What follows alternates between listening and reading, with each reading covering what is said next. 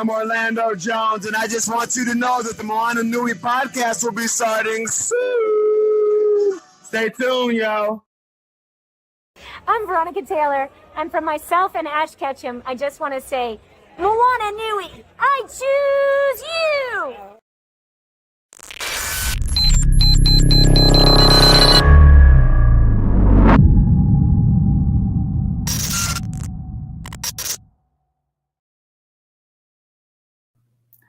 Aloha mai kako. Aloha everybody. Welcome to the Moana Nui Podcast and happy Asian American, Native Hawaiian, and Pacific Islander Month. Today we continue our celebration of Native Hawaiian culture and our community of wonderful panelists who are joining us this month to talk about some very timely and important topics to our Native Hawaiian community. Before we get started, allow me to introduce myself. My name is Moana McAdams, and I am the founder and host of the Moana Nui Podcast. I'm usually joined by my partner in crime, sister, cousin, Dana Morgan, but she has a commitment tonight, so we are going to imua and proceed without her, but she sends her aloha as well. Tonight's topic is representing Koko on the continent. And for those who are watching and don't know what Koko means, Koko is blood, the Hawaiian blood, which, is obviously very important to our community.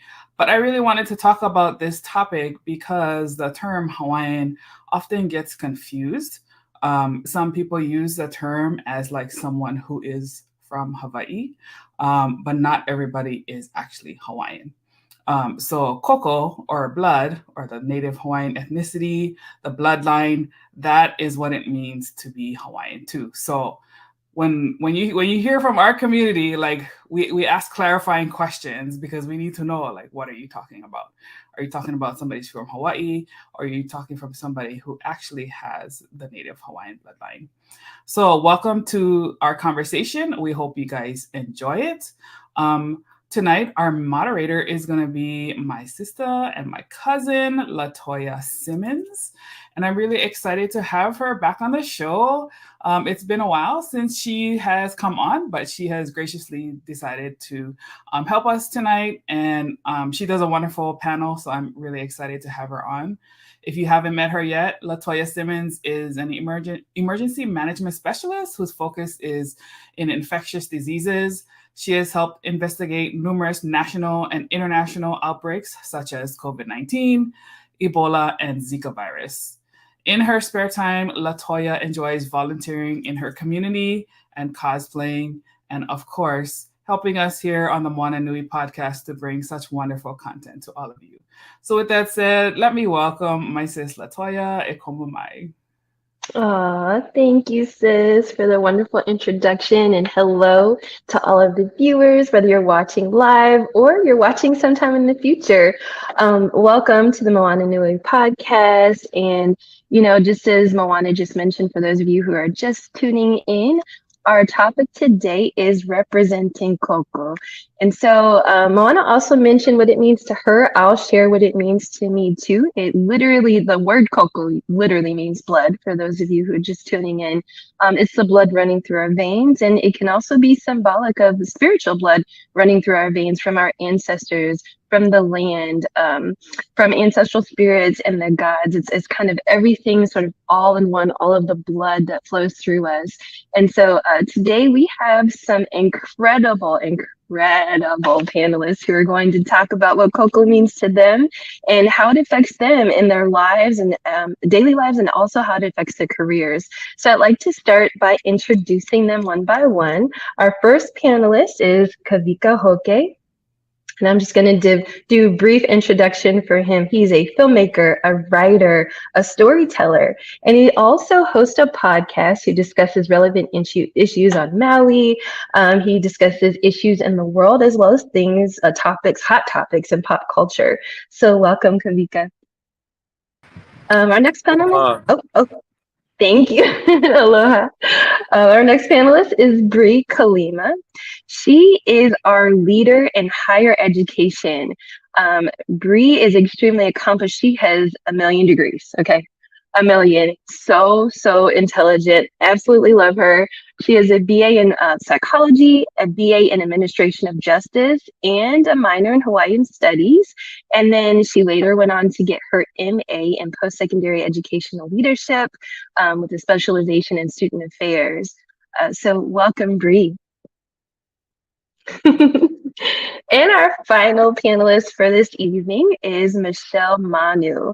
Michelle's resume is quite extensive. I mean, I don't even think I can cover it all right now, but just to summarize this woman of power, she is an actress, a martial artist, a stunt coordinator, and so much more, even just incredibly accomplished in academia. And Michelle, I hope you can share a little bit more with us about your accomplishments and your degrees and what you've overcome as you speak a little bit more. But one really cool and interesting thing about her is she teaches Lua, which is a martial arts style that's native to Hawaii, actually. And she uses it not only to just teach and preserve culture, but also to empower women through self-defense, which is absolutely incredible. So big round of applause for all of our incredibly accomplished panelists. Welcome, welcome. So you know what? We have limited time, so I'm just going to get right into it. And I just want y'all to shine tonight. And we're going to start off with talking about representing Koko. As we mentioned, Koko is blood. It's the Aina, it's the land, it's the spirit of our ancestors, it's the physical blood within us. So I'm going to go around the screen and start with Kavika. And Kavika, can you tell us where you're from and what representing Koko means to you? Well, my grandparents are from Maui. My grandfather was from Makuao. My grandmother was from the Pili. They joined the United States Marine Corps, and I was raised on the continent in Oceanside, California, at Camp Pendleton Marine Corps Base. And as a child raised abroad, it was very big to us to always stay connected. More than to just our Koko, but to our heritage. It's they're one and the same to us. So it was definitely a driving force behind my life as a child. Being able to have a hui no matter where we went. We were all stationed together. Awesome. So it definitely was ingrained in you through your bloodline, right? From a child even to adulthood. So Michelle, would you like to add to that? Like, tell us where you're from and also what Koko means to you? Yeah, I can resonate with Brother Kavika.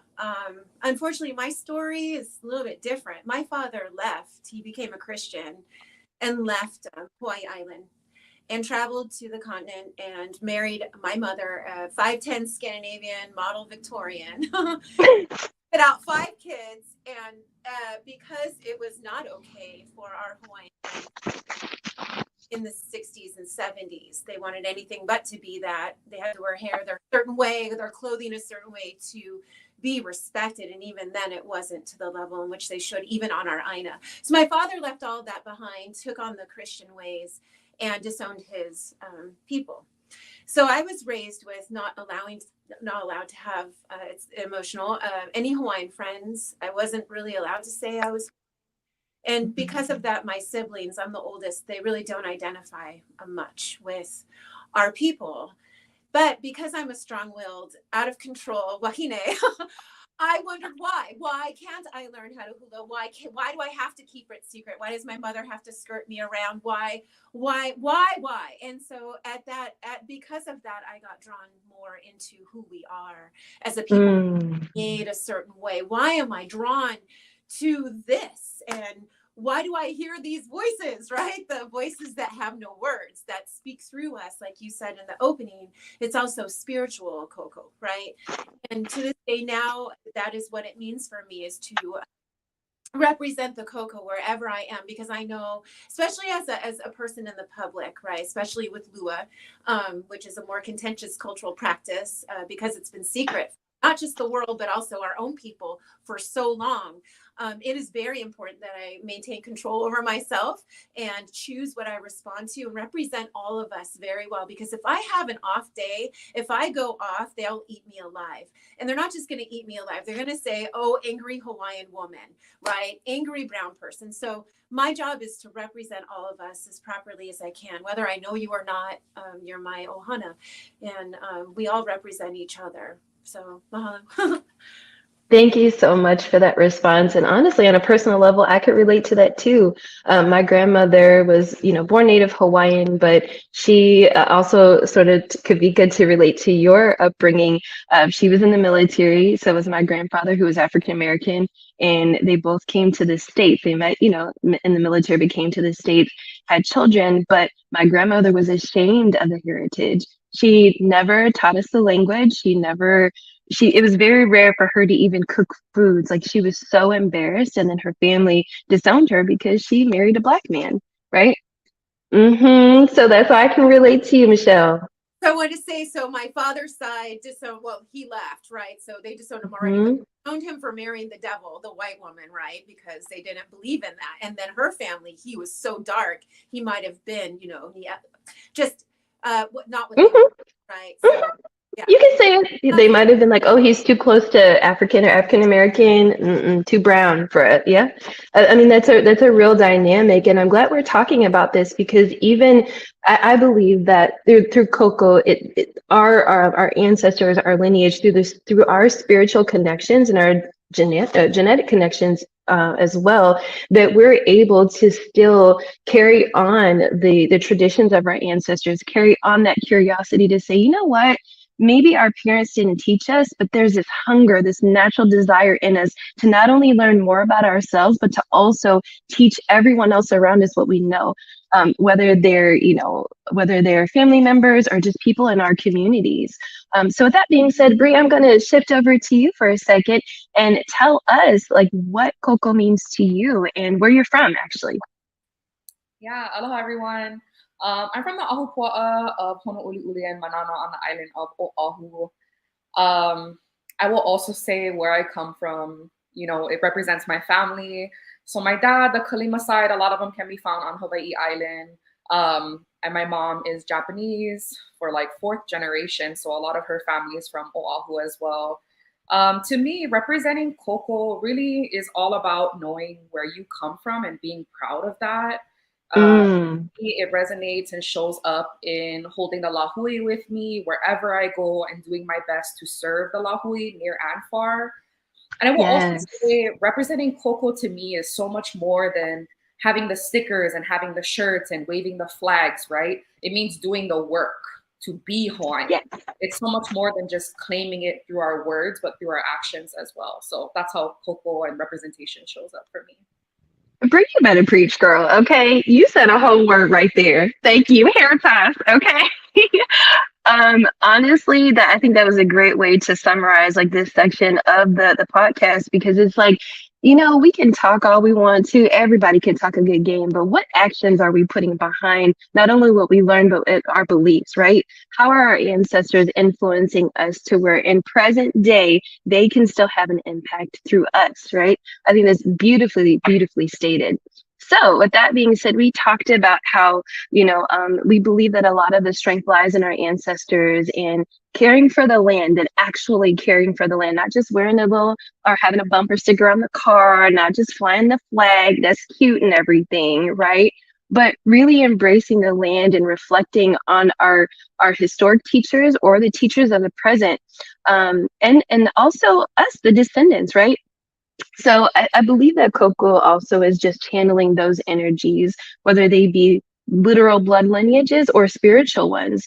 And because we're those here on this podcast, and Moana for creating this, as well as Dana, we have allowed that influence to really spark a light under us for our different careers that we're in. So I'm in emergency management, infectious diseases. That's one thing. But based on your bios, all of you live incredible lives. Okay, I feel like all y'all are amazing. And so I kind of want to transition into how Koko has affected your career paths. Like, how has it influenced you?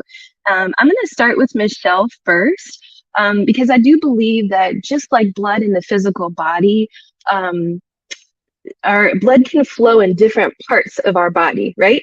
And if we look at the human race or the humans as a species, blood can flow there, right? In different spheres of influence. So for you, I Googled you and I saw that you had a CBS interview where you were talking about your warrior spirit, right? That's naturally in you. Can you talk to us a little bit more about your career path and the warrior spirit and even your accomplishments in academia? Oh my gosh. It's a lot, I know, but I just want you to listen. I want you to shine, girl, because people are going to be so impressed when they hear from you. It's my least favorite topic. I guess I just never. Oh. Yeah, I never set out to have accolades because it's really. Yeah. I know they're there because, especially in academia, right? They prove to our employer that we possibly know this much, and this is the value we can add. Same with martial arts ranks, right? Same with. Degrees that we may earn or certifications.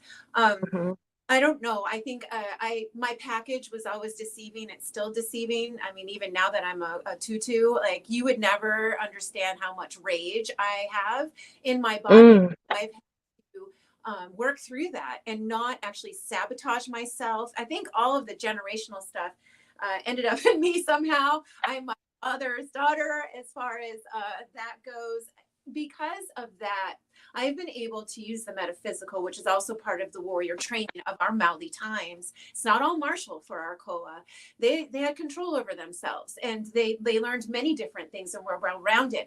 I'm able now through my metaphysical studies to work on myself spiritually so that I can transmute that rage or anger or confusion into something productive. And so that has really been that fuel for me to be able to earn degrees and to have a high focus on using that energy in just a different form. So the Koko now is definitely the kapuna who lead me every day, every moment, because now I know what that is. Because before I was stubborn and didn't want to listen to it, I had to find out the hard way. Right now I welcome pretty lessons and I understand, well, wait a minute, let's honor the pause and decide what this is. And it's always my tie, whether we are on the aina or away from the aina, we are always pulled and propelled back to our who we are. And so every time I teach now, every time I'm anywhere, it truly is representing Koko through my actions and through how I represent all of us and use all of my experiences to relate to others, especially our own people. And so that they can let go of some of these things they've been fed in traditional education, and maybe possibly from some of their family members that are erroneous, that we've been regurgitating over and over again to believe that are true, that we're closed to anything that might be truthful, but we've never heard it before. So therefore it's not truthful. So staying open to what if, as we start to truly uncover what our history is, because so much is lost and buried and burned. And so let's stay open and work with one another and stay collaborative. And that's my goal in representing the Koko on the continent. Beautifully said. I don't think I can add any more to that, but you're right. It's about staying in touch in terms of your career path. Like, I know you don't want to name drop for yourself, but I'm going to do it for you. Ma'am, you listen, panelists and those who are watching, you are looking at a Harvard grad right here. Okay. George Washington University grad. Michelle, take yourself off mute, girl, because I just want to love on you in this moment and honor you in this moment for all of your accomplishments. I know that you are humble, and that's a character trait that I think is beautiful, but I also want people who are watching, whether right now live or in the future, I want them to be able to connect to those different facets of you. You are so multifaceted. So tell us about Harvard. Was there a law degree in there? Was there a business degree? I have a law degree, but it's not from Harvard. And okay. Certificate it's in what is it in? leadership for senior executives. That was very expensive, but an honor to represent our people. I think it's 0.003 that I've ever been. And then George Washington University is also a business credential. So Nice. raising my daughter and focusing on education and having a sabbatical after my divorce to really focus on my education really allowed me to earn those within a period of time. So it was helpful for me. Listen, that's in my opinion a way that Koko has influenced you in your career as well, right? Yeah. Just being able to go back to your roots, to the core of who you are, honor that spiritual part of yourself, and say, you know what? I want to accomplish something for my people. What's the best method for me? Education, and raising my child. You know. I think, the best way we can represent our people, whether it's on the continent or back home, is to operate in the current systems that we have. Unfortunately, and I'm going to be teaching HCC with Brandon of Nation of Hawaii, and he'll tell you, don't get caught up in all of these movements. Fight it within the current system in which we have to operate. We need a U.S. passport. We need a driver's license. We need to pay taxes. Let's get the education so we can be the voices in the current structure that we are forced to live in.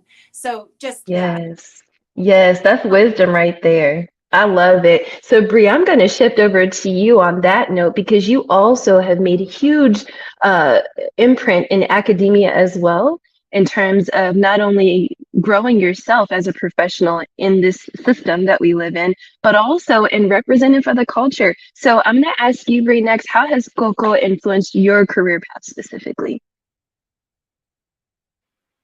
Yeah, that's a great question. I'll say I've always felt called to service and learning for, as early as I can remember. I know in high school, I was involved in like Interact and Key Club, a lot of community service, land-based organizations. When I was in high school, I really thought I wanted to help Hawaiian high schoolers figure out their plans after high school, but kind of quickly realized that I really love working with college students and really love helping them persist, succeed, and eventually graduate. So the strong connection I feel both to Hawaii and to Kanaka, Hawaii made me realize that I wanted to dedicate my career to learning more about really what it means to be Hawaiian and to directly serve the Hawaiian community. So that brings me back to Hawaii. So I'm now back home in Hawaii. It's been about over a week since I've transitioned back home. And I spent my career really serving communities of color, marginalized communities, underserved communities, and specifically in the last couple of years serving the Asian American and Pacific Islander community, always trying to make my way and, do my things for Hawaiian culture and Hawaiian values, because that's really who I am. But my heart and passion really lies in serving the Hawaiian community. So that brings me here back home to Hawaii, really looking to get back into this work and do direct service in serving Hawaiians and no longer beating around the bush or going into these larger communities like the AAPI community, the PI community, communities of color, BIPOCs. I want to do direct service to the community. So I will say that being Hawaiian 100% influences my career path, because I'm always thinking about what is the best way to serve Hawaiians based off of the skills and the strengths and the experiences that I have. And as you mentioned, I am an academic. I have been in school for such a long time. My career is in higher education. So I do see education as a power and a weapon for our liberation. And I truly believe that Hawaiians get through higher ed specifically so that we can attain these higher degrees and hopefully better our communities, better ourselves, and better our lahui. Yes, absolutely, Bree. I'm with you on that. Thank you so much for taking the time to find your niche and really get in touch with yourself to say, you know what, academia, that's where I can be most effective. I want to be on the ground helping people. I don't necessarily have to be in corporate, high up, removed from the people. I want to be in touch with the people I can actually influence. I think that's beautiful, and there's so much power in that. So next I'm going to go to Kavika. I'm going to ask you the same question. Tell us about you, because listen, you have an impressive resume too. Okay, sir. So tell us about you and how Koko has influenced your career. I know you've had some experience working in Disney. Just tell us more about it. Well, I mean, first to the quick Disney point, that was just in the parks. But I did feel it did have some kind of an effect on things. Sure, absolutely it did. Just because it really, you know, I had quite an androgynous place in most of my life, you know, so like I didn't tan until I was like 9, and then when I did, Bugga got really dark, and then everybody's like, "What are you?" So then like half the time, And you're like human. Yeah, are you? So it was always are you? It was the you go down the list of like, are you Puerto Rican? Are you Latin American? Are you Middle Eastern? Are you? And so there was just like this place of like, well, nobody knew what I was, but at least my grandparents knew who I was, you know. That's right. So like when I got home, it was easy to be Hawaiian, but when I was out in the world, like, I mean, I remember one of the first times my grandfather took me to something and he told me in advance, like, no, can't speak pidgin here, boy, you know. Yeah, I gotta have a radio voice. You gotta have your haole phone voice, you know, so that we can fit in. And so, I mean, that really changed a lot of the way that I did business. You know, there were a lot of times where I tried to use my Hawaiianness naturally to live my life, and I noticed where it got me into trouble, whether I wanted to or not. You know, because I either saw the big picture differently, or my system for communication or action. You know, and that's the thing is like, you know, I come from strong Paniolo folk, and it's like you see one problem, you got to fix them. You know, and so there were a lot of times where I'd enter the workplace, I'd be in a boardroom, I'd be on a set, I'd be like, why isn't this fixed? Why isn't this changed? You know, it can be so easy to make change. And they're like, oh, no, that's the way it goes. You don't understand it. You have a completely different mindset. You have Tarzan brain, get over it. You're not seeing it the right way. You know, and that's a lot of what my career was. And it's funny because I spent a lot of my life on the continent trying to fit in, and then when it finally came for me to have the opportunity to come back Maui, like life worked and has worked. You know, I mean, I'm now producing, you know, a comedy series about, you know, our people, and not like some fake grass skirt hula lifetime thing. And Thank you. I'm working on, you know, bringing public access back to Maui County and reestablishing, you know, communication on Molokai and Lanai post-pandemic. And out here, it's natural to just go, I have a solution. Would you like to listen? Can we come together? Can we do it to make this happen? You know, so a lot of what's changed my life coming out of the pandemic has really been following my Koko, you know, and having it point me to the right people. You know, it's interesting spending 40 years feeling like somebody else in my own skin. And then there's just a day where, you know, your people call you and it clicks. Wow, that's powerful, Kavika. Thank you for sharing that and for being so transparent, because some of that stuff like that you just described, that stuff hurts. Like when you're trying to find your identity and find your root, figure out where you fit in your family, and then big picture in the world, like in your career. And then to be, I like to call it culturally ambiguous, to where people can't figure out who you are or put you in a specific cultural or ethnic box, and they get frustrated, or you know, they don't want you to have pushback at all when you try to defend yourself as you're defining yourself. That's a lot, and that's a real struggle for so many people. But I'm so glad that you shared that, so that those who are watching, like I said, now live or in the future, can connect to that. And I think the common thread through this whole conversation so far is really us honoring who we are and getting back to our roots, and letting those roots, letting the Koko really guide us, letting that be our compass instead of whatever the world says. And then we end up unhappy, or we end up unfulfilled and not helping our people. Right. So thank you so much for sharing that. The next question I have is for Bree specifically. And, you know, the other panelists, you all can chime in as well. But I really want to see what Bree thinks about this. How important, based on the work that you've done, do you think it is for us to represent Koko as well as cross-cultural barriers to support allyship? Yeah, I was thinking about this question deeply, and I was like, I hope I'm interpreting it correctly. But I would say that I'm sure you will. I'm sure you will. So the first point of how important it is for us to represent Koko, I think representing Koko is crucial because it's simply representing who we are, right, and where we come from. Personally, I've really found that the more I know where I'm from and who I'm from, the more strategies and resources I have to navigate my life. And I'll say that it's also important generally to have representation, because I often hear people say, I don't see people that look like me, right? I don't see people who have the same culture that I do. I'm not in a lot of spaces where people understand me like to my core.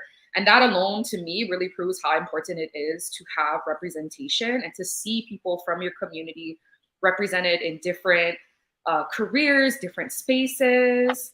I'll also say that I lean heavily on folks from the Asian American and Pacific Islander communities because that's how I identify. Because they always tend to understand me on such a deep level in a way that I don't also have to explain who I am. Yes. Or where I'm from or how I'm raised, right? I can just tell a story about my family and they can understand it with the context of being from Hawaii, from growing up in a Japanese household, right? From being multi-ethnic. Like folks tend to get that when they have similar identities. And that to me shows how important representation is.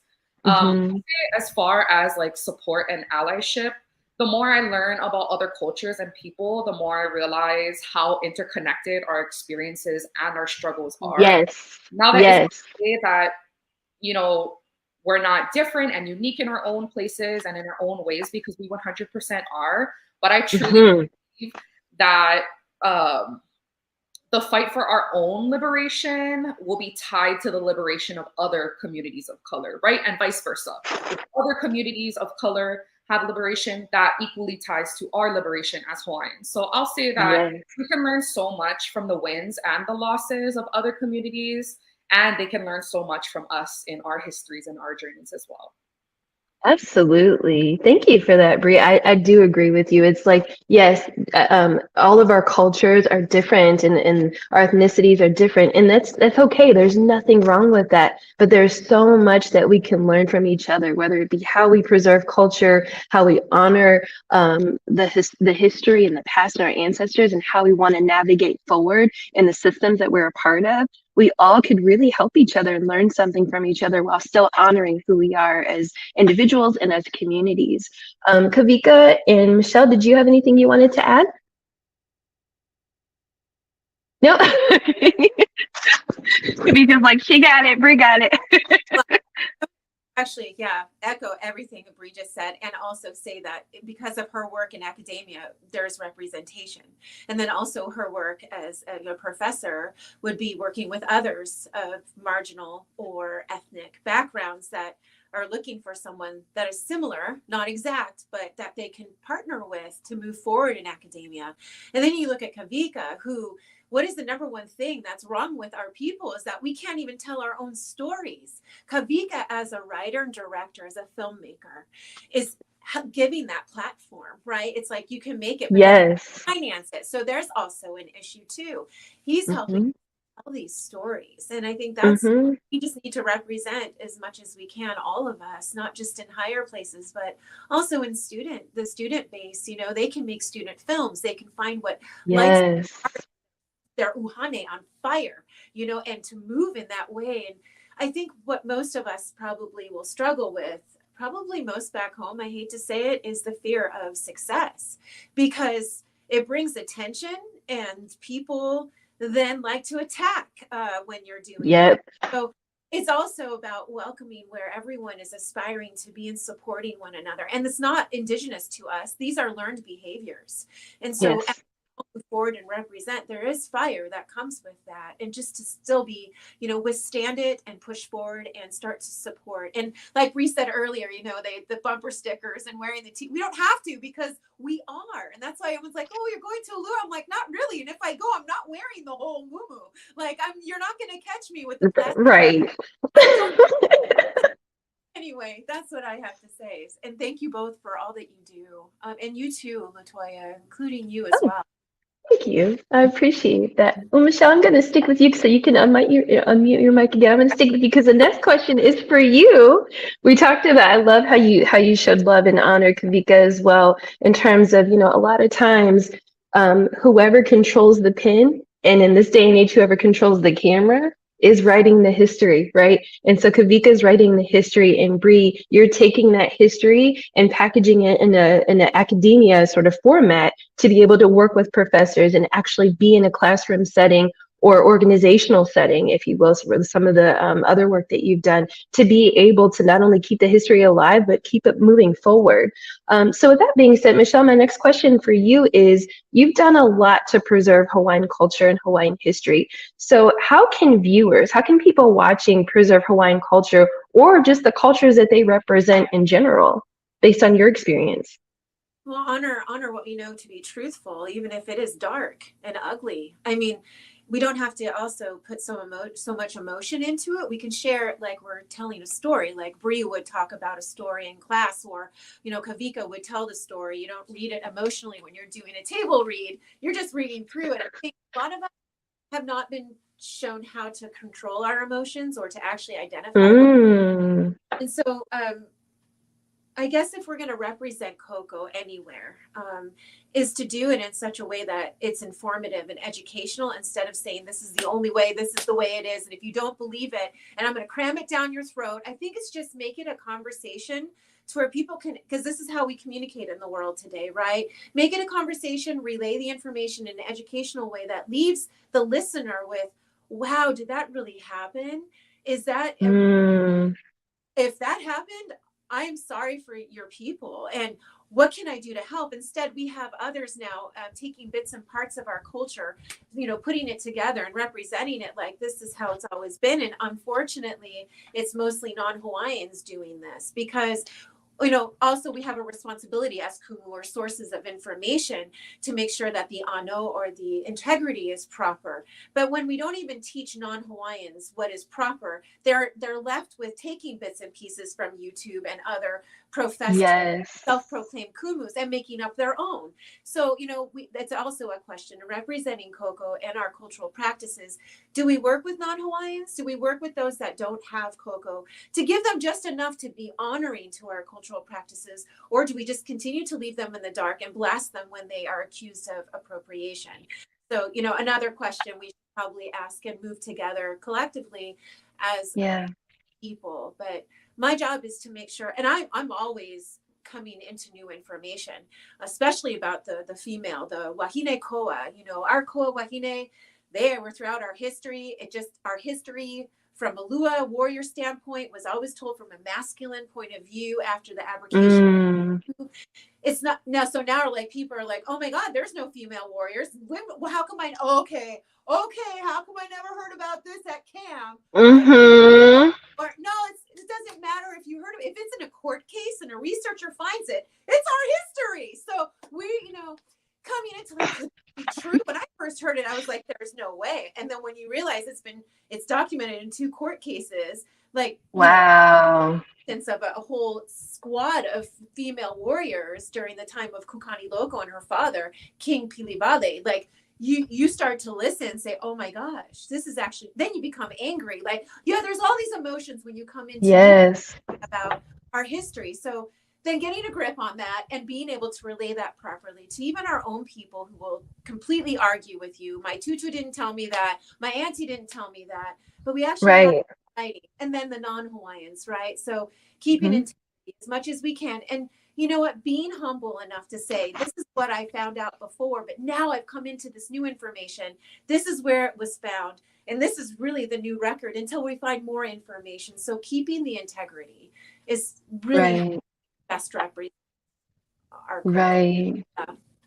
I totally agree. Bree and Kavika, do you have anything to add to that based on your experiences? Yeah, I have some thoughts. Sorry, Kavika, for jumping in. I just saw you unmute yourself. Wow, I had so many things going through my head. I figured you did. That's why I was like, let me ask, because I figured you did, girl. Go ahead. Just going all over the place. But I think the first thing that comes to mind is, like, in order to preserve Hawaiian culture, you need to know Hawaiian culture, right? Like, you have to come from a place of understanding.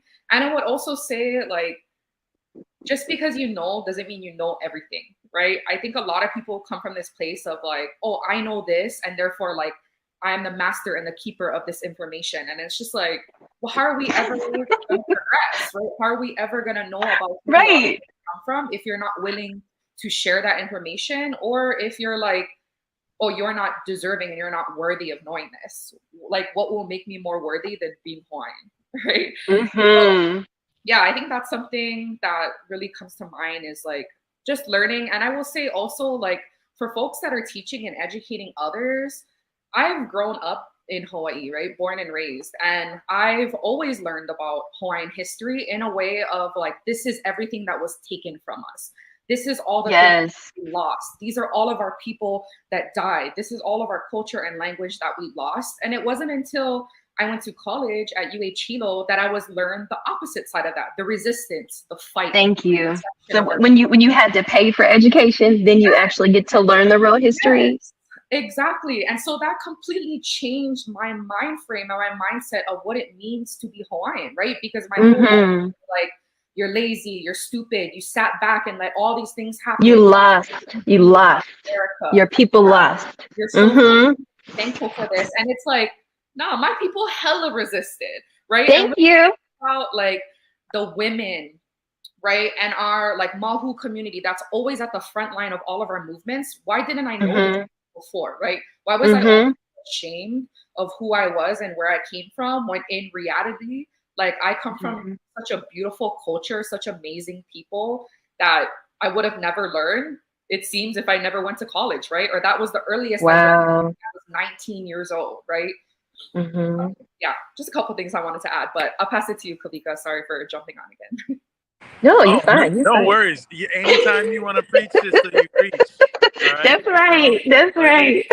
We've seen this from all angles, you know, and I mean, and then you're opening up even more in my mind as we speak about it. But you know, I go back to that point earlier about, you know, how much of us actually represent ourselves. You know, how much of Hawaii is actually represented by Kanaka.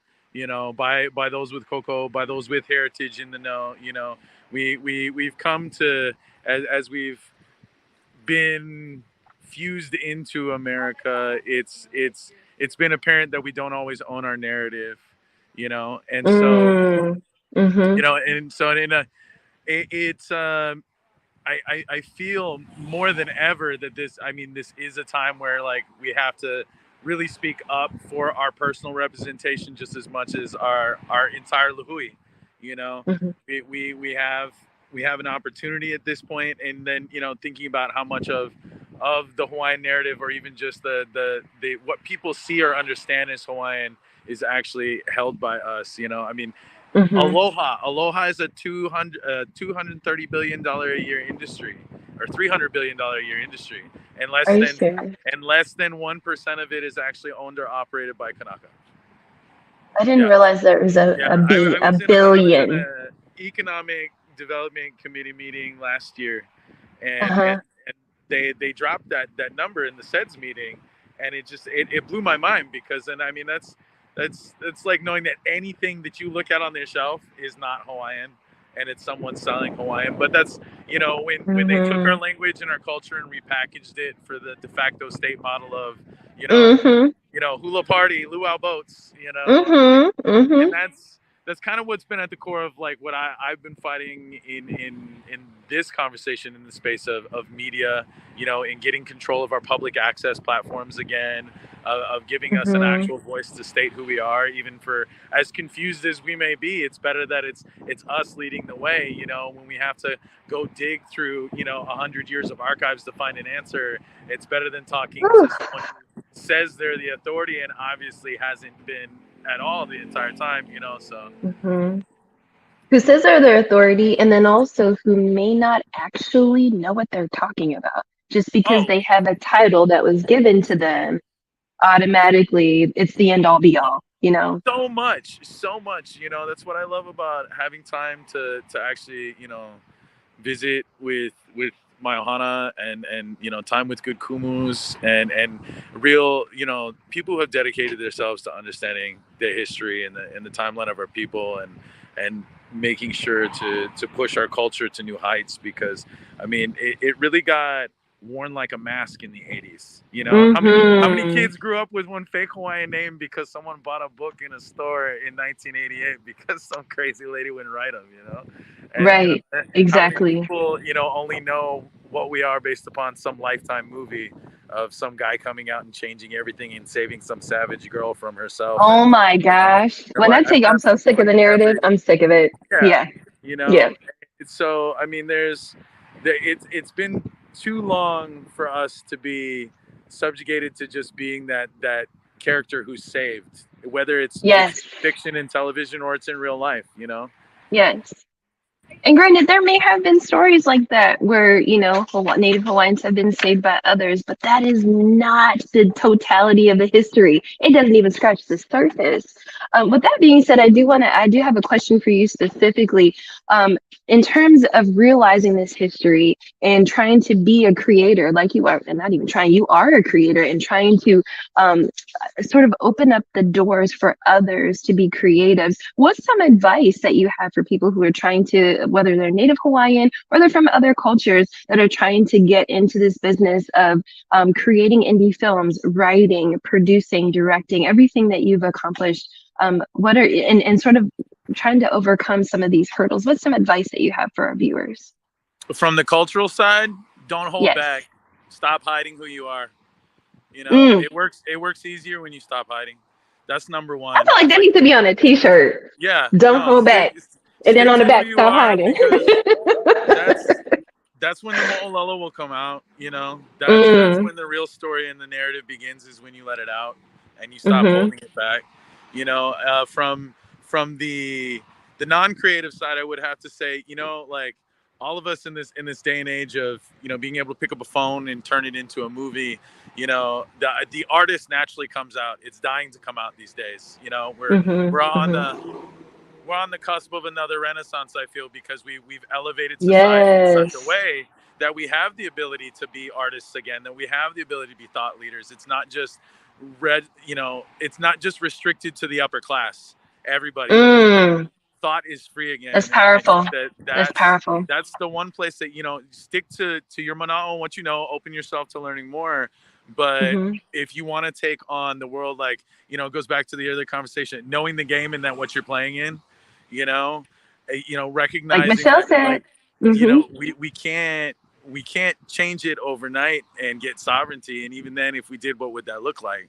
So then how do we operate within a system that was obviously made to go against us, but then how do we keep our soul while trying to do it? You know, for every kid that's trying to be a director, Ryan Coogler, the next Taika Waititi, you know, the best thing you can do is learn that capitalism game. It's a hard pill to swallow, but the only reason why I'm sitting here right now is because I took the time to figure out the business of doing business rather than the artistic side of doing. I let the artist comes out naturally, you know, but we're not all equipped to do business and take on the world. So, you know, when all of the, you know, the youth from the college program come to work for me, the first thing I tell them is like, okay, you tell me what you want to be, but you're going to go in this office first. You're going to work here for a week. Ooh, that's wisdom. That's wisdom. You're going to hate being a producer for a whole week so much you'll know that you want to be a writer, that you'll be so much of a better writer, you know? But no, that's it. That's good. That's good. But I really have to say, you know, because of, you know, the direction of where the industry's going, you know, it's not that they're certainly not afraid of us coming and taking up a space, but there's certainly, you know, there's not enough chance being taken on new stories. You know, that's how we get stuck in this Western mindset of there are no new stories. It's like, no, there's 9 billion other stories on this planet. We just choose to only listen to 500 of them. You know, so there really needs to just stand your ground on your story. You know, when someone tells you, oh no, I want another episode of Friends, don't write them Friends. You know, do what I did, go write one Moku Moku. You know, like shout out to Moku Moku.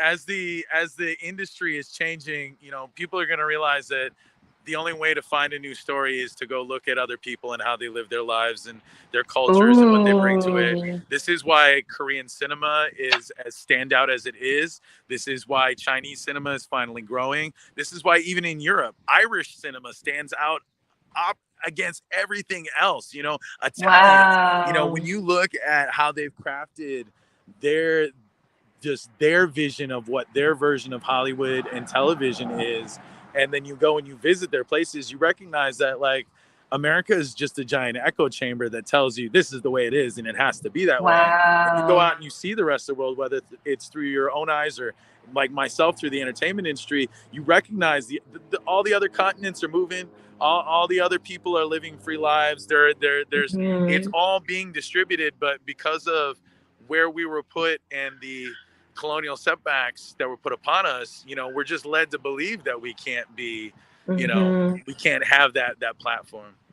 I think that's so powerful because if we think about it nowadays, what we're seeing, especially, okay, I'll reveal my age, I'm 40, right? But there's so many movies that we grew up with, in my little demographic, but now they're just remaking them. And I'm like, now y'all mean to tell me Hollywood can't fit all these creative people on the planet and Hollywood can't figure out a new story? All y'all gonna do is just do live action. Go ahead, Michelle. Go ahead, girl. I see you. Yes. Go ahead. Ika is saying, I think that all of us are dying for authenticity. I think yes, that's the same thing over and over again. I think something authentic that we can. So I agree with why we see all these other countries doing things differently, and it's so much better than what we're fed.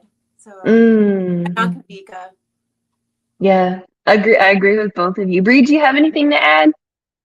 Nope. Okay, Bree's like, it's kind of entertainment's not my thing, but listen, ask me about academia though, girl. I will go in.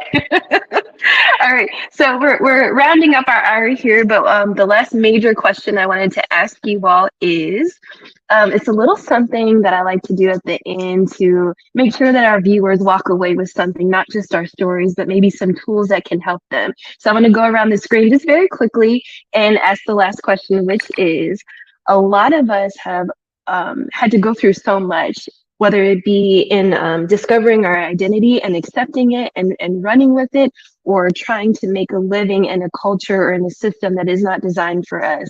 We have come up against obstacles, discrimination, othering, all kinds of things. So very quickly, I'd like to ask the panelists, what is at least one tool that you have used to uplift you when sort of going through some storms or facing these dark challenges at times? Because they do come in life. Life can be beautiful, but there are challenges in life. So I'm asking for like a favorite podcast. Like Kavika, I know you have a podcast. A TikTok, someone you to follow on TikTok, someone's TikTok account, a book or music. So I'll start very quickly with Michelle. What is one tool that you have used to kind of help you overcome some of these challenges as we try to represent Koko? It would be my lahui. It would be my small circle that I have. It's not actually anything on social media or what I can read. It's actually knowing the very few individuals, if I'm dealing with something in particular, what each individual close person to me can actually help me with, what they can hear, what they can comprehend, and if they would actually have my best interest in at heart, and provide an unbiased form of advice. If that's really what keeps me strong, because I'm confronted with quite a bit in the community of Lua, and being a mixed, wahine, coming back and forth every other month from the continent to Hawaii, now starting to teach more at the different colleges and community centers as a female. So, there's challenges that come with being the only female that's in the public teaching. Right now, there aren't women in training, but, to try to help work through the impending arrows and those that have been shot, I go to my circle. So I wish I had a podcast or a TikTok account that. No, it's okay. That's fine. That to me is so important, especially in representing Koko, because really what you're saying is your community is important to you. That's who uplifts you. That's who understands you. That is really essentially going back to our roots. You know what I mean? Yeah. So I love that that's your answer. It's your inner circle, those who provide a safe space for you, those who understand you. Because if anything that I share gets out, it could make my situation worse after I hear absolutely a group that you can trust. Very grateful. Yep. Your tribe. Bree, I'm gonna ask you the same question. What's a tool that you can leave with our audience that has helped you kind of represent Koko, but then overcome some challenging times? Yeah, my first thought is therapy. That's like number one. That was the outlet that I needed. Yes. therapy to everyone, and it doesn't always have to be like talk therapy or in a therapist's office, right? It can be something that just you find healing for you. So I also put like connecting to land and water is really important for me, and that's what really drew me back home because I felt like in the continent I didn't know what my place was. I felt like I was always fighting to be like, this is who I am, this is my community, and just coming back home and I don't know, just dipping my feet in the water, I think is something that just brings me back to life. It makes me to all of those that came before me and all those that live within me now. And so, yeah, those are some things. But I will say, like, a book that came to mind, one of my favorite books is the Olelo no Oyao from Mary Kawena Pukui. That, I don't know, just reading Olelo no Oyao is really the tool that I've used to help me navigate a lot of different situations in life. And I think just finding an Olelo no Oyao that kind of matches, you know, the vibe that you're in or the season that you're in. I think also knowing like the nuances with Hawaiian words and like reading the Olelo no Oyao that kind of match those, or like understanding the deeper things.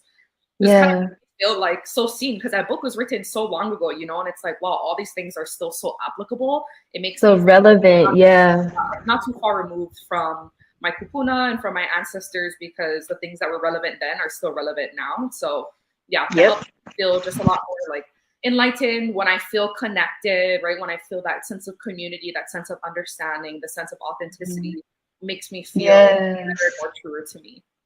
Yes, I love that. Great advice. Therapy, so taking care of that mental health, and then also with the professionals' guidance, right?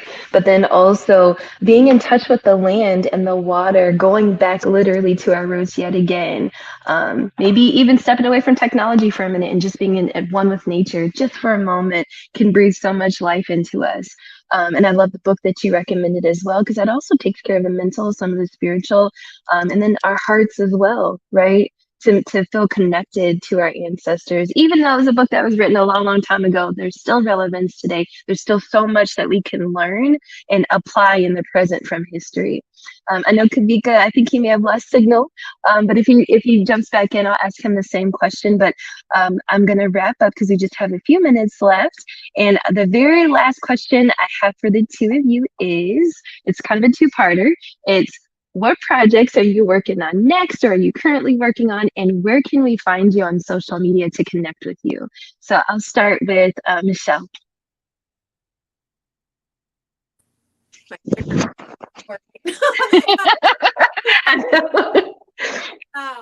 Okay, so I'm pretty excited. I start teaching a Nakoa, Switzerland this Thursday. So it's 20-year Awana hula dancers, as well as 20 years of study of Lomi Lomi. It's a group there that will start their Lua training this Thursday. Wow. Also, there's an all wahine pa at the Palua o Kalawahine. So those 15 women have started training, and so I'm going to finalize their curriculum and create an online classroom for them. I also start teaching regularly at the Papakolea Community College, Community Center up in the Homestead. So that's exciting. The regular classes, and then for media, I'm shooting a short film at the end of this month called Revival, and not much else going on there as far as media just yet. I'm also set to. I know. Listen, I'm going to interrupt you for a second, because me and Bree just had the same reaction. You're like, oh, not much going on, and we're like, girl, what? I'm trying to keep up with the schedule. It's not that much. There's just I'm excited for ANHPI. I get to actually lead and hold the taser training or stun gun training at the Mushroom. So they're handing out free stun guns to the American, Asian, and Pacific Islander community. So is that in California? Is that where that's going to happen? Yeah, California. So that's okay. That'll just be 3 hours. But other than that, there's not. I mean, there's another article in Black. So that'll be the third one featuring Lua and Female Wars. So that's all what I'm about. It's just about my job in the next 10 years is destigmify the female warrior in our culture. So we're not just figment of imagination. And that's Yes. the way I can do that and use media to do that. Because you think of Bruce Lee, he had 12 to 15 students in his basement in Stockton when he went upstairs with his best friend Leo Fong and finalized his system and then went to media. We wouldn't even know who he is. And do you think those 12 to 15 students would have gotten JKD out there to the world like he did with media? So if I can get media, be in a show, be in a film, and show our lua as a wahine, people are gonna be like, who is she? What art is that? Hawaiian lua. Yes. You know what I mean? So that's all the time, is to find a larger platform to show that we did exist and we existed powerfully. And any type of role that I can get like that in the media, I'm all over that. Hoping for more views. Listen, we'll be sending you good energy and praying for you, because that's incredible. I love your strategy and the fact that you are taking the steps, as Bree mentioned earlier. You don't just have ideas in your mind; you are literally actualizing everything. So we look forward to following you and your work. Are you on social media at all? Yeah, so I'm Michelle Manu. So Facebook, Twitter, not on TikTok. I don't do those. I am not. Grandma, I'm not make 5 to 10 second videos every day. It's just not part of my thing. So Facebook, Instagram, and Twitter. And there's videos on YouTube as well. So yeah. Awesome. Okay. Well, we will be following you and keeping track of all of your progress and praising you and rooting you on. Bree, I'm going to turn the mic over to you very quickly. What's up next for you, and where can we follow you on social media? Yeah, we should have started with me. Mine is definitely a lot shorter than that. I guess as I'm transitioning back to life in Hawaii, I just recently joined the board of Utopia Portland. So that's the United Territories of the Pacific Islanders Alliance. It's a nonprofit organization that serves our cutie pies, so our queer and trans Pacific Islanders. Really proud to be on that board, really happy to be doing that work.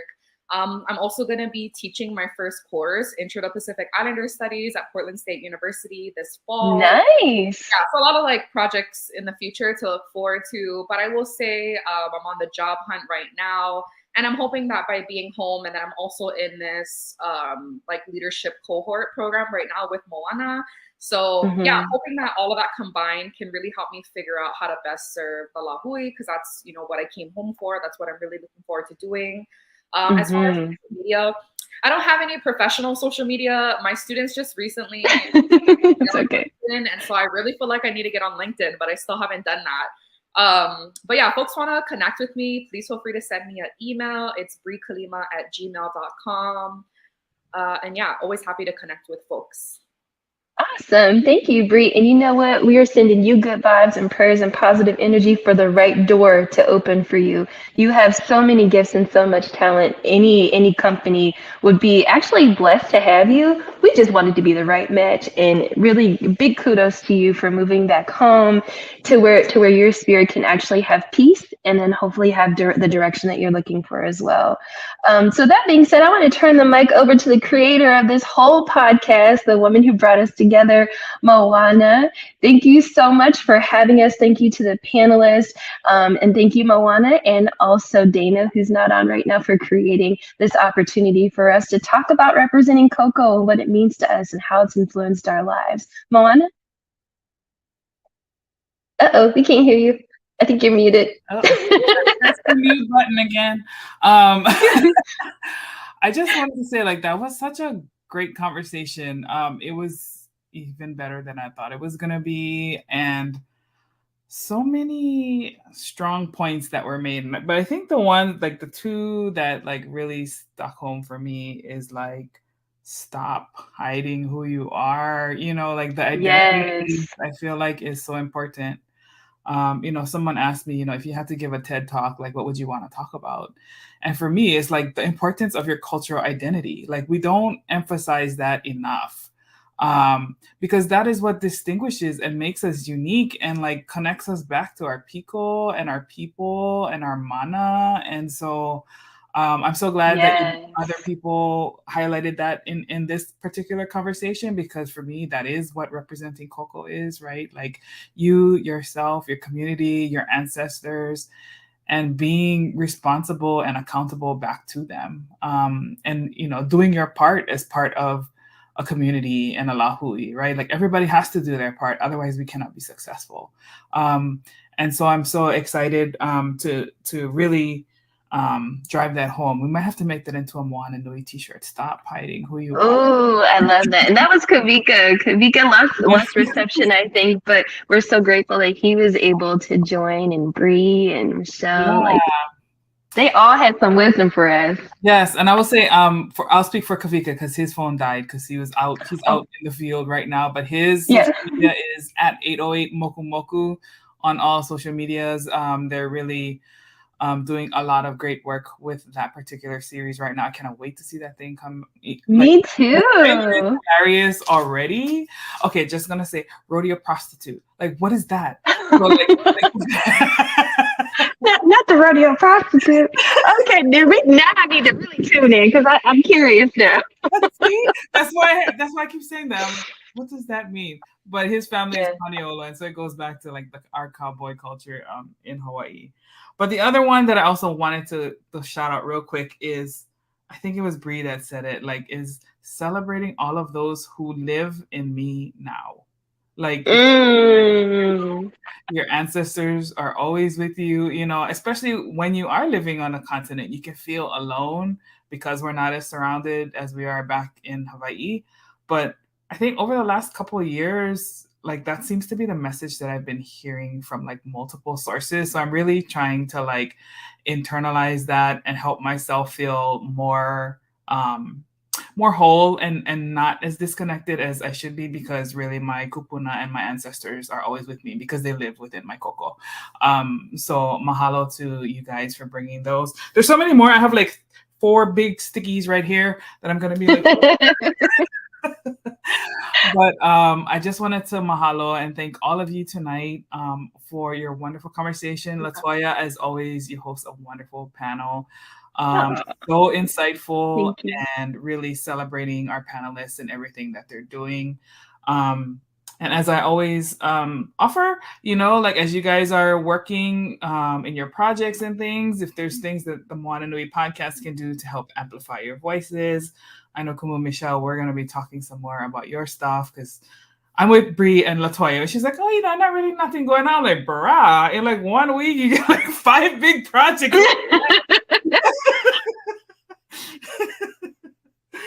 I'm like, I get tired just listening. I'm like, what?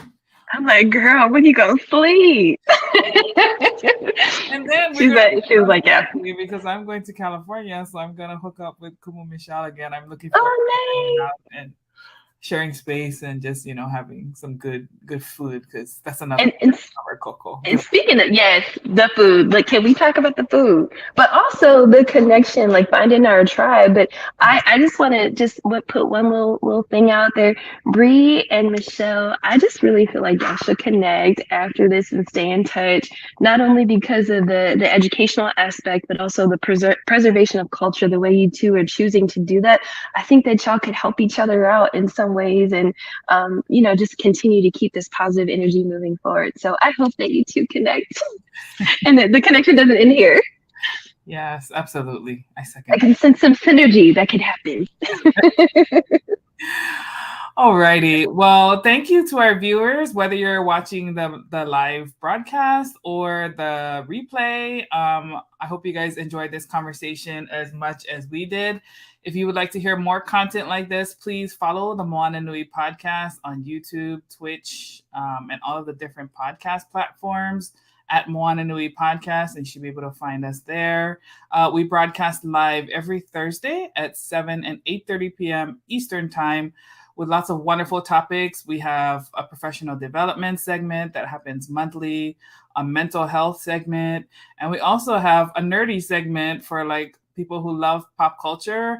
And we love also celebrating our indie creatives who are really trying to bring those new stories and those new perspectives to film, to media, to the world. Even if it takes us a little bit longer, like, we are out here, and we definitely appreciate everyone's support as we're continuing to do this wonderful work.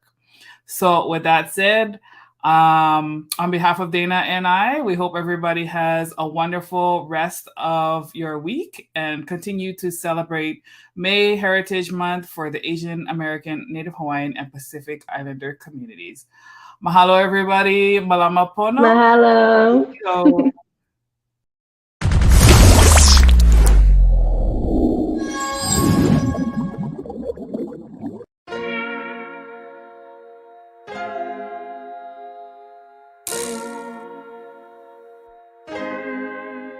So many stories left to tell, even if we have to ourselves. Can't keep history on the shelf. If we won't tell it, we will. If this the land of the free, it was a freedom then, when they annexed Hawaii and called it cedar lands, without any type of payment and no signing off. Called themselves a republic in 1894. 1.2 million acres overtaken from the native Hawaiians. When they resisted, the West retaliated in violence and erasure. The Hawaiian language is banned as part of colonialism's plan to expand, yeah. Stuck between a rock and a hard place. Multiple bombings of Kaho'olawe as a part of their ongoing war with Asia. Used it as a place for target practice. No consent or compensation. Colonizers call for annexation. The work of all the locals. School will never let you know. So many stories left to tell, even if we have to ourselves. Can't keep history on the shelf. If we won't tell it, we will. Too many stories left to tell, even if we have to ourselves. Can't keep history on the shelf. If we won't tell it, we will. We will. So if we put Hawaii into perspective, well, Black and Asian history is interconnected. Considering the fight with the Pacific, then of course versus Asia, they was treated as a middleman for war, but didn't let the Western colorism run its course. Cause dark skin was a sign of dignity to core. The land was taken in the name of capitalism, when prior to it was an actual kingdom. Clap back at the system. Stuck between a rock and a hard place. Multiple bombings of Kaho'olawe as a part of their ongoing war with Asia. Used it as a place for target practice. No consent or compensation. Colonizers call for annexation.